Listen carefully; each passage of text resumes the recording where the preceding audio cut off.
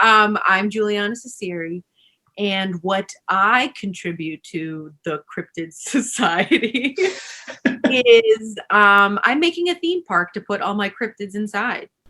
Juliana Cecere is an aspiring Imagineer who has worked to establish a substantial following on TikTok.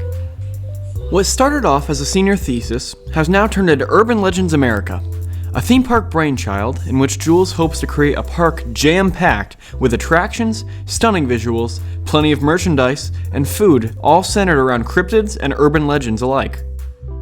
It's amazing. I've been following a lot of people. I've been trying to find people that are doing theme park stuff, and they really don't. I can see people, there's plenty of people that are trying to recreate things from the Disney parks, which I love seeing because it's all different types of things. Some people are making miniatures, other people are making 3D prints, other people are building things in their backyard. But the thing is, it's that's great. You're replicating things. If I needed to fabricate something, I have at least some type of blueprint, but there's nobody that's I'm making a theme park. Let's get this shit started. I'm exactly. Let's just jump right into it and make this entire this big theme park. Right. It's come to the point where if there's some people that want to talk about it and they're I love theme park stuff and I saw your stuff and I want to do something like that. I'm I am not the blueprint. I use anything to help me, and so it's been a lot of Disney stuff, but no one's telling you no one's sitting there holding your hand and telling you okay, this is how we dig up everything and do all of the different landscape and going into some uncharted territory with.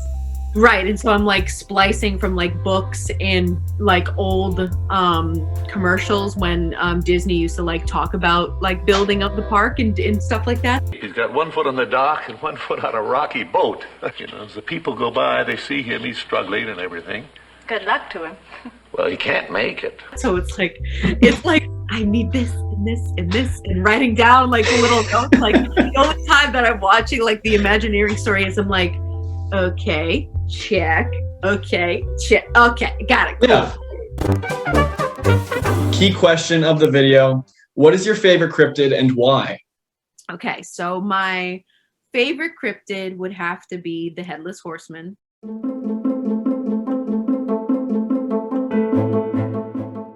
The Headless Horseman, also recognized as the Galloping Hessian, is a godforsaken apparition who is believed to be a soldier of the British Army during the Revolutionary War. This soldier, beheaded by cannon fire, returns to the town of Sleepy Hollow on horseback every night, forever in search of a suitable head. In perhaps this character's most famous and recognizable appearance, Washington Irving's The Legend of Sleepy Hollow depicts the horseman antagonizing one Ichabod Crane, later becoming the key suspect of Crane's disappearance. Though the story has become synonymous with American folklore, the roots of this headless being go much deeper, diving into the Middle Ages and the Irish legend of the Dullahan.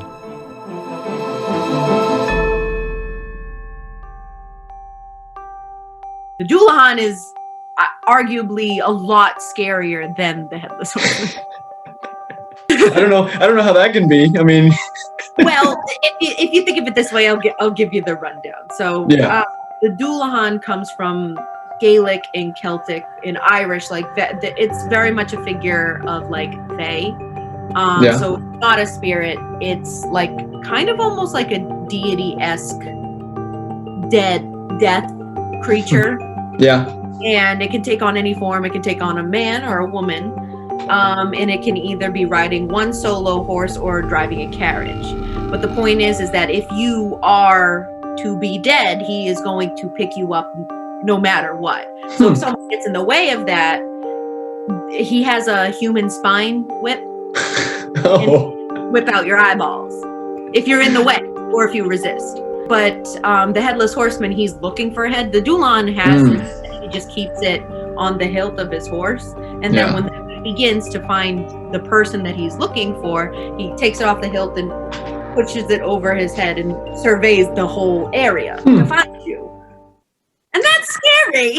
It's more scary that he's not supposed to be anybody that you're supposed to see. That's not a spirit. Yeah. He's just looking for you. Right.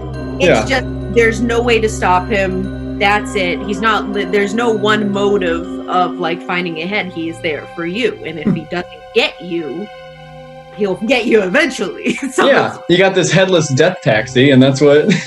right. And I think, yeah, I mean, a lot of that influence of like horses, and that comes a lot from like royalty about like not being a horse that you don't know, because wild horses can be dangerous, but also touching a royal horse get you fucking killed. So yeah, that's about right.